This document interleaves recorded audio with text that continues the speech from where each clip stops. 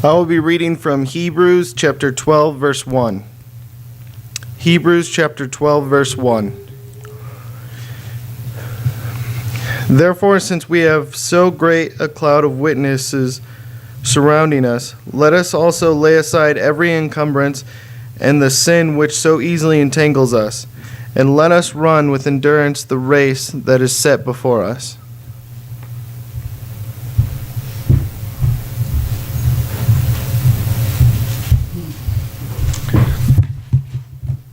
Well, it's good to see everybody. If you have not known me for very long, it won't take much longer before you realize that I'm not a very organized person. It's not something I take pride in, but it is something I'm trying to work on, but I'm just not organized.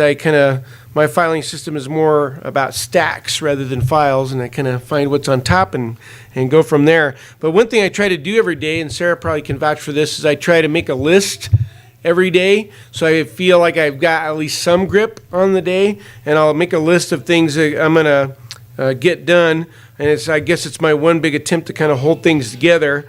It's what I'm going to get done, but it ends up, I've noticed lately, the truth of it, it ends up being a list of a few things I got done and a bunch of stuff I didn't get around to.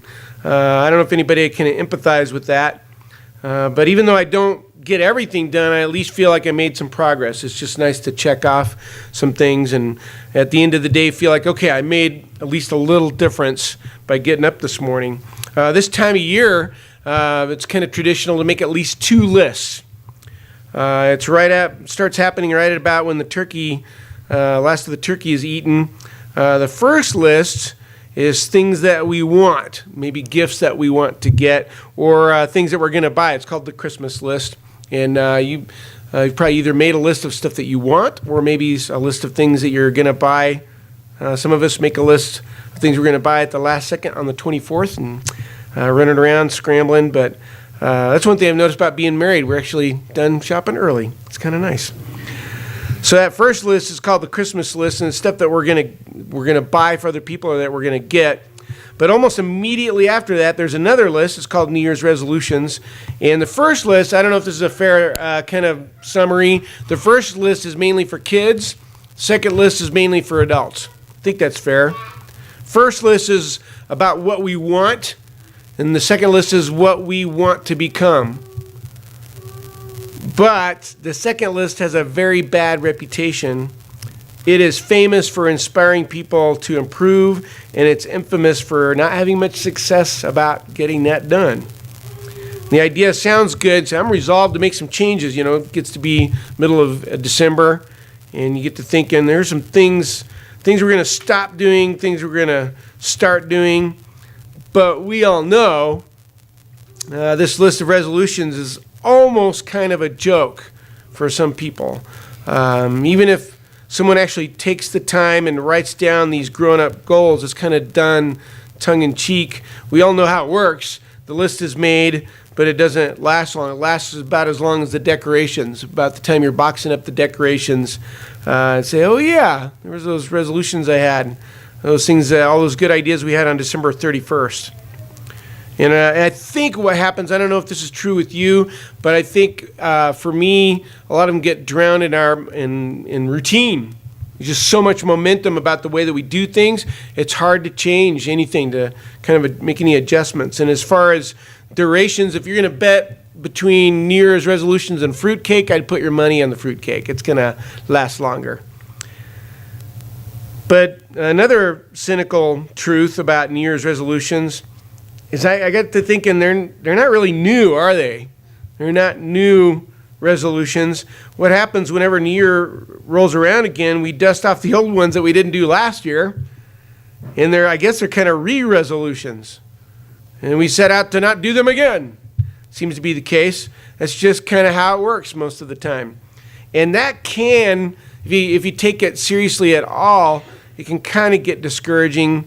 If you begin to pay attention and the years go by and you begin to suspect, I don't think I can change. Some people, I think, just make that decision early in life, say, I can't change. They just lock into it and they're done. But that's kind of discouraging to think I'm the same person as yesterday and that you level off. And if tomorrow's going to be like yesterday, it's kind of hard to feel excited about living life. If you know, when you're little, when you're young, there's that excitement. I'm a little bit different than yesterday. I'm growing up. Of course, all this depends on the person. Some of you I know do a whole lot better at this than I do at making resolutions and keeping them. You may be the one person on the planet who does that, and that's great. But even if you're not great at it, if you keep trying, I think some of them will kind of stick. That can kind of happen where you say, okay, I make 10 goals. Even if you make one, you're making a little progress. But there's more to it, and we're talking about more than just this quaint annual tradition. I really believe that if I lose my ability to change, it's not just going to be that I become boring.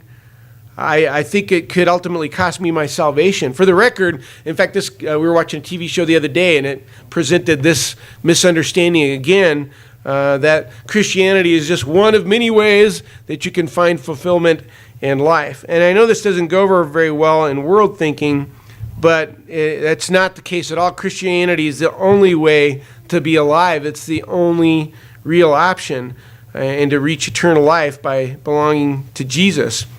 One of the defining characteristics of a Christian is in Romans 12:2, and this will support what I've been saying, I think. Romans 12, verse 2 supports this idea that as just to survive spiritually, I've got to be able to change. I cannot just stay the same. Romans 12:2 talks about being transformed by the renewing of your mind. So I'm new and then I'm renew. It's a constant renewing of my mind, of course, connected with the Word. So in order to live, just to live, you have to be a Christian. But in order to be a Christian, you have to grow. You have to change. A real Christian changes. They are transformed. And I understand there's certain things about us that become kind of who we are. But if everything stays the same, there's a problem there. There's a difference between my life and who I was before I was baptized, but there's also, hopefully, a difference than who I was yesterday. So as far as this resolution idea, it makes sense that a Christian is going to get to the end of the year and say, okay, let's regroup here and look at life, maybe see the bigger picture and be resolved for some changes. But if you think about it, it's kind of silly. In fact, if you say it out loud, you hear how silly it is. Once a year, I'm going to focus on becoming a better person. Well, good. But it sounds even more silly when you apply that concept to other things in your life. Once a year, I'm going to really try to be on time for work. I've resolved to do that. Once a year, I'm going to try not to steal anything. Once a year, I'm going to really try hard to not lock my keys in the car. These are my resolutions. Well, great. Welcome to the party. But those of us who are serious about life don't wait until December 31st or January 1st to get around to these things because they're too important. It's kind of silly and sad if the only time you challenge yourself is during an annual holiday. I guess it's better than nothing. But you're probably not going to make much headway if it becomes this token nod towards the New Year's resolution. It has to be something more. And I understand people are drawn to New Year's, sense of a new beginning, and that's nice. And I think at the first of the month, especially when the bills come due, you say, okay, I got to kind of regroup here. And that's kind of nice to feel that new beginning. Or better yet, once a week, that's what Christians do. When the church was first established, Christians got together on the first day of the week like we're doing right now. And that's why we do that. And we get together to worship and to encourage. In a way, I don't know if you ever thought about this before, but every Sunday when Christians get together, we are becoming resolved. We are making resolutions. It's not a matter of just getting your card punched. I have a card in my wallet that if I get so many times at the coffee place, I'm going to get some free coffee. I think some people think that's what church is. You're getting your card punched, and eventually you get enough for heaven. It seems to be what's going on in a lot of people's minds. We're here to worship God. We're here to encourage each other to be different than yesterday. That's kind of a sad story if this is it, if I've kind of topped out and I'm done. Hebrews 10:24 addresses this, that we're to kind of help each other. Say, great, you're doing good, let's do better. Here's Hebrews 10:24. Consider how to stimulate one another to love and good deeds. We're not here to get together with each other and say, good job, sit down. It's good job, keep going. Let's see what else we can do. Christians gather on other days too, again, to worship God, but to kind of check in and say, is everybody doing okay? That's kind of why we get together. But it's easy to miss the point and think that Christianity is kind of a once or twice a week kind of event. Think of the person closest to you, either a good friend or a member of the family or both. And what if they came to you this week and said, hey, just so you know, I'm going to be limiting my interaction with you to once or twice a week. We're still good, but I'm going to be limiting our interaction. And of course, that can't happen. It's for anybody who's truly close to you, the door is always open. You always have that connection with them. And as far as God is concerned, the two of you have that kind of closeness. In fact, Lamentations 3, verse 22, I really like this verse. This is how God thinks of it. Lamentations chapter 3, verse 22. In fact, there's even a song based on this passage. His relationship with you, as far as he's concerned, it's alive and well every day. He's not interested in checking with you once a week. Lamentations 3:22 says, the Lord's loving kindnesses indeed never cease, for his compassions never fail. They're new every morning. Great is your faithfulness. He's always eager to be there for you, eager to bless us every single day. And if you shrug him off until next Sunday, that's not conducive to a close relationship of any kind. For a Christian, of course, it's not going to be every year that we look at our life, or every month, not every week. You know what? Not even every day. It's pretty much all the time. Say, okay, I didn't do good in that situation. Regroup, resolve, try again. We don't wait until the end of the year. We make new day resolutions. I guess you could put it that way. But I have some bad news and some good news. The bad news is that it's incredibly hard to change. The good news is that you already knew the bad news. You knew that. It's hard. It's so hard to change. And typically it's the older that we get, it's harder to change. We've got our routine, we've got our stuff, and we don't like people mess with that. There are a lot of people in the Bible who've changed. In fact, I got to thinking, I'm not sure I could find anybody in the Bible who did not change. But one guy, I just want to touch on him briefly. It might be a good example of somebody who made a turnaround, a complete 180, be Paul. He comes to mind. But it took a bunch to change him. Acts 26, he was talking to some people. He said, let me tell you what I used to be like. This is Acts chapter 26, starting at verse 9. Paul was given the opportunity to kind of defend himself. He says, let me tell you about this other guy that I used to be. And this is what he says. It's not pretty. It's Acts 26, verse 9. This is Paul talking about the person he used to be. So then I thought to myself that I had to do many things hostile to the name of Jesus of Nazareth. And this is just what I did in Jerusalem. Not only did I lock up many of the saints in prisons, having received authority from the chief priests, but also when they were being put to death, I cast my vote against them. And as I punished them often in all the synagogues, I tried to force them to blaspheme, and being furiously enraged at them, I kept pursuing them even to foreign cities. He was an angry, mean guy, a cruel, vicious man. And you know what he became? He became the exact opposite, a complete transformation. But it wasn't easy to do. In fact, I don't know if you've thought this through. What did it take to change Saul to Paul? God had to shut him down for 3 days. He had to blind him. That's what it took to shut Paul down and to change him into somebody new. And he's living proof that everybody can change. But one thing about change is sometimes that's interesting to me. Well, look at what God said to him in Acts 26:14. Paul's again recalling what happened. When God was in the process of shutting him down, he was going to take away his eyesight for 3 days. I had to get his attention. But in Acts 26:14, there's an odd phrase here that I want to just touch on briefly. This is how during when God is transforming him. And when we had all fallen to the ground, I heard a voice saying to me in the Hebrew dialect, Saul, Saul, why are you persecuting me? And listen to this. It is hard for you to kick against the goads. Seems kind of strange. That last part always jumped out at me. It's hard for you to kick against the goads. A goad, if you don't know, we don't use them. It's a sharp stick. In fact, typically it's an ox goad. Ox is a big animal. Needs something to motivate him.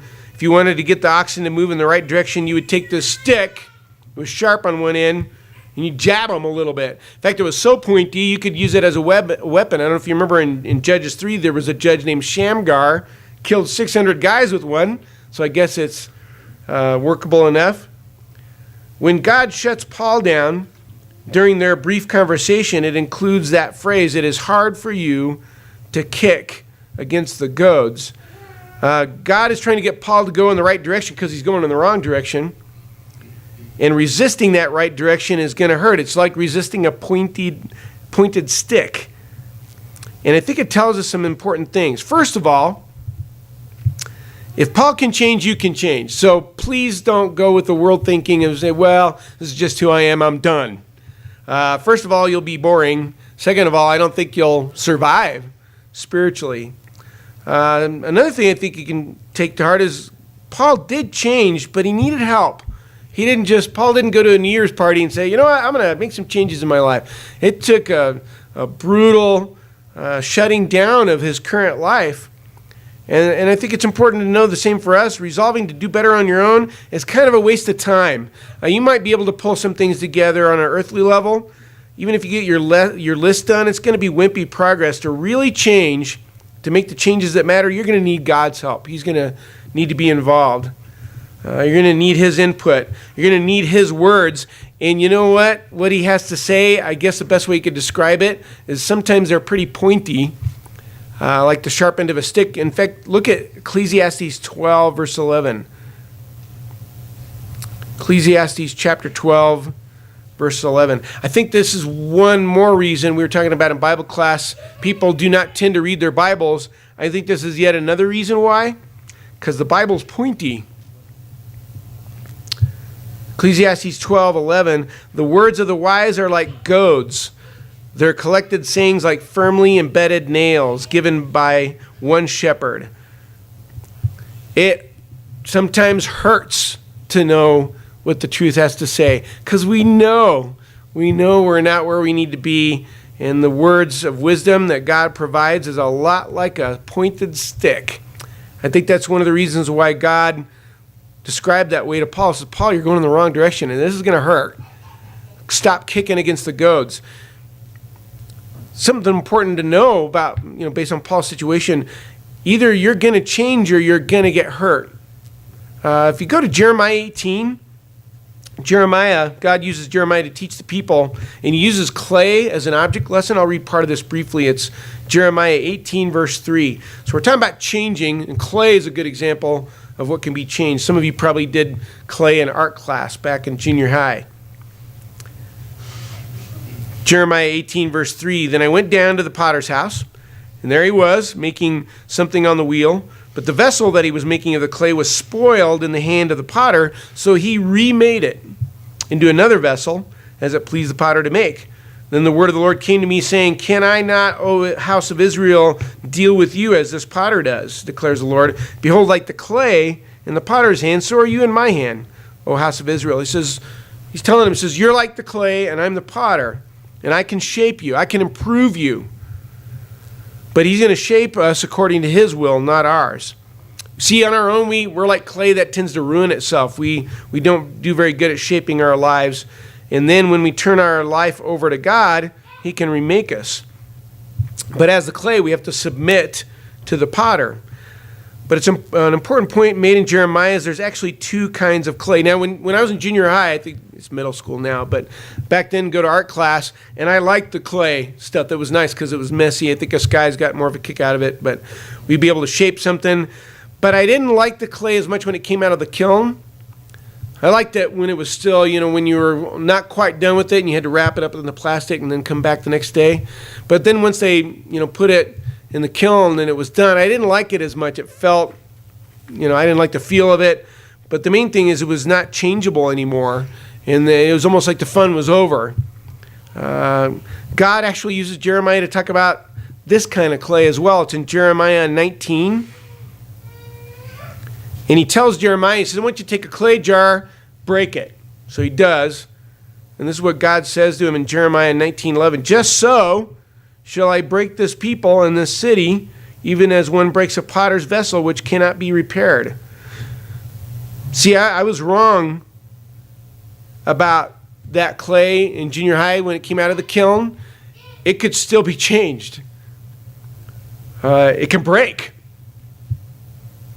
You and I are clay, and one way or the other, we're going to change. If you harden yourself to God, you're going to break. If you submit your will to God, He will remake you and shape you into a better version of you. Every morning is a chance to find something more in you. And it's kind of frightening and exciting at the same time. It's kind of disturbing to think about it, but also exciting. You are going to change this year. You're either going to break or you're going to be made better. But you're surrounded by a bunch of broken people. I would recommend the second option. This coming year, you are going to change. And if you try to do it your way, it might seem like you're just leveling off, but that's how you harden your heart. And the enemy will make you more and more breakable. But if you submit to God and you face the goads of His words, even when it hurts, you'll find yourself moving in the right direction. You'll be remade every day, every morning, into a better version of you. I was getting ready for this lesson, and I thought, I know what resolve means. I don't even have to look it up. You think about it, the word resolve. Resolve. Got it. Done. I failed to solve this, so now I will resolve it. But I went ahead and looked it up anyway, and I was wrong. I was way off. That resolve idea kind of fits. I'll try again to solve the problem of last year. Kind of fits our way of doing things, but I was way off. Resolve has nothing to do with resolve. It comes from the 14th century Latin word that literally means untie or loosen. That's what, when you make your New Year's resolution list, you're making an untying list, a loosening list. And that leads to some interesting possibilities. Making a resolution has to do with untying. And this might make things clear for us this morning about this resolution business. Isaac read Hebrews 12:1. I think this fits what we're talking about. Here's Hebrews 12:1 one more time. Here God tells us to lay aside every encumbrance and the sin which so easily entangles us, and let us run with endurance the race that is set before us. It's hard to make any real forward motion when you're weighed down by burdens. It's hard to run with your shoes tied together. You probably tried that. By not changing, by hardening into an unchangeable person, you're making things difficult for yourself, and you're making life less than it was meant to be. All of us have some things that need to go away or need to start happening. And if you make some New Year's resolutions this year, good for you. That's great. It's not going to be easy. There's some things, I believe there's some things that are part of your life. They've been there for so long, you don't even notice them anymore, let alone admit that you need to lose them. But I bet for the most part, we pretty much know ourselves. You know what belongs in your life, and you know what doesn't belong in your life. For all of us, we have some changes to make. It's going to be some unburdening, some untying to be done. But don't focus on this once a year. Get up every day and be ready to be transformed through God's strength and His Word. Don't forget to rely on Him through His love and your love for Him and devotion to Him. You might be surprised how much more of you there is. If you're resolved in the true sense of the word, that this might be the year when you actually start to make some real progress. But first, you got to untie yourself. So I got a suggestion. A whole year, that's kind of overwhelming. 365 days, that's big.